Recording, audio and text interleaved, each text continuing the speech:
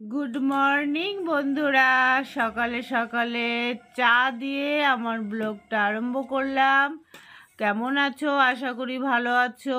ভালো থেকো, সুস্থ থেকো সবাই, সব বন্ধুরা। আর আজকে তোমাদের দেখাবো হালুয়া। তোমরা বলবে রোজ রোজ এরা কি হালুয়াই খায়? তো কি করব বন্ধুরা, গরিব মানুষ, হালুয়াতেই আমরা সন্তুষ্ট থাকি। তো সাথে থাকো বন্ধুরা, দেখতে থাকো। আমার ছোট্ট ব্লগটা আমার মানে একঘেয়েমি ব্লগ হয়ে যাচ্ছে আর কি, ভিডিও, এটা বুঝতে পারছি। তো করার কিছু নেই বন্ধুরা, আমার বাইরে যাওয়ার কোনো পরিস্থিতিই নেই। আমি যে বাইরে গিয়ে ভিডিও দেবো, আমার শরীর খুবই অসুস্থ। এই যে বাড়ছে শর্মিলা, আমরা এখানে বসেই খাওয়া দাওয়া করি। তো বন্ধুরা টিফিন করে চলে এলাম রান্নার কাছে। তো আজকে কি রান্না হবে বন্ধুরা দেখো, এটা কাতলা মাছ। কাতলা মাছটাকে আমি সুন্দর করে ধুয়ে হলুদ লবণ মেখে রেখেছি। আজকে করব আলু দিয়ে। আর এদিকে মাছের ঝোলে যেটা দেব কেটে রেডি করা আছে, এটাকে মানে মিক্সিতে পিষবো। আর বন্ধুরা এদিকে আমি একটা বেগুন পোড়াচ্ছি, আজকে বেগুন পোড়া খাওয়া হবে।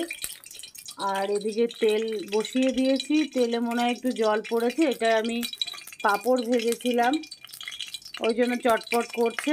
তো বন্ধুরা সাথে থাকো, দেখতে থাকো আজকের মেনু আমাদের।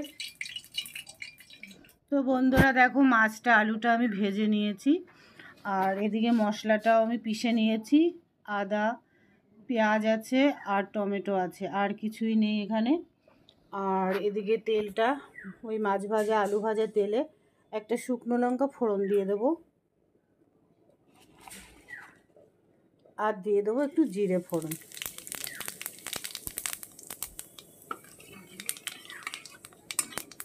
নর্মালি রান্না করছি বন্ধুরা, ডেলি যেটা খাই সেটাই তো তোমাদের দেখাই। তো দেখতে থাকো বন্ধুরা। তো জিরেটা আমার ভাজা হয়ে গেছে। এই পর্যায়ে আমি দিয়ে দেবো পিষে রাখা মশলাটা।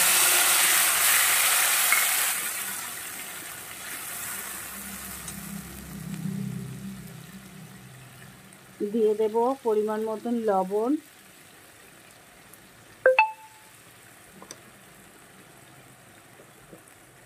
হলুদ।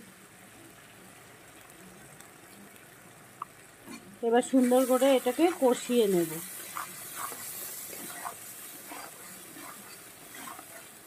তো কষতে এখনও 2-3 মিনিট লাগবে। তো কষাটা হতে থাকুক বন্ধুরা। এদিকে আমার ভাতও হয়ে গেছে, গড়া দিতে হবে। তো দেখো বন্ধুরা, খুব সুন্দর করে আমি কষিয়ে নিয়েছি। কষানোর পরেই আমি আলুটা দিয়েছি। আলুটা দিয়ে বেশ কিছুক্ষণ আমি কষালাম। তারপরে 7-8 মিনিট কষিয়েছি, তেল ছেড়ে দিয়েছে দেখো।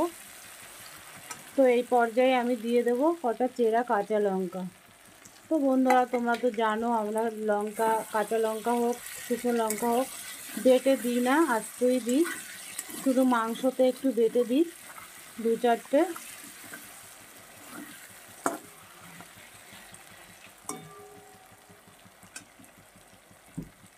তো এই পর্যায়ে আমি দিয়ে দেব জল।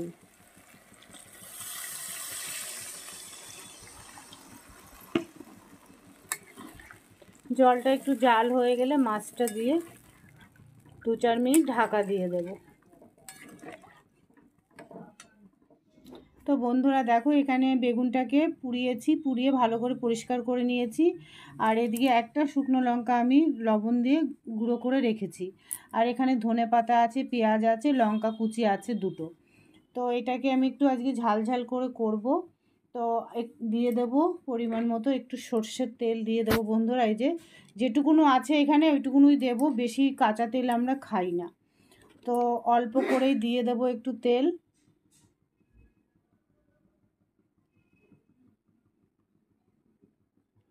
তেল দিচ্ছি কিন্তু বন্ধুরা, বেশি দেব না, আমি কাঁচা তেল বেশি খাই না।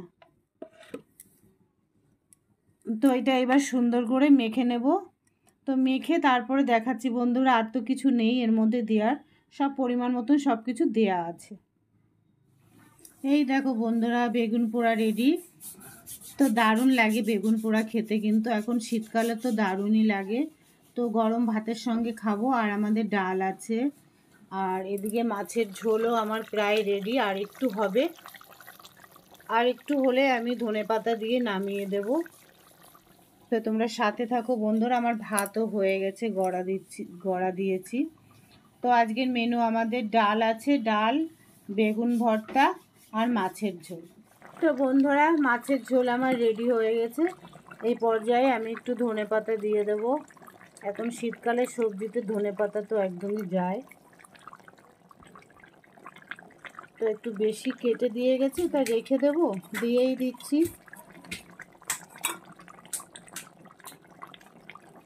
তো মাছের ঝোল রেডি হয়ে গেছে বন্ধুরা, নামিয়ে একবার দেখিয়ে দিচ্ছি। এই দেখো বন্ধুরা, মাছটা আমি কাঁচা লঙ্কা দিয়ে রান্না করেছি, তবুও কিন্তু কালার এসছে। তো কেমন হয়েছে জানিও। তো আজকের মেনু আমাদের এই যে বেগুন ভর্তা, এই যে ডাল, আমাদের দুজনের একটু একটু হয়ে যাবে। তবে মাছটা আমাদের একটু বেশি আনা হয়, কারণ আমাদের ঘরের সামনে দুটো তিনটে করে কুকুর থাকে, ওদেরও একটু আমাদের মাছ দিয়ে ভাত দিতে হয়, ওই জন্য মাছটা একটু বেশি আনা হয়, গুনে আনা হয় না। তো বন্ধুরা, ভিডিওটা আর বেশি বড় করব না। তো আজকের মেনু আমাদের দেখিয়ে দিলাম।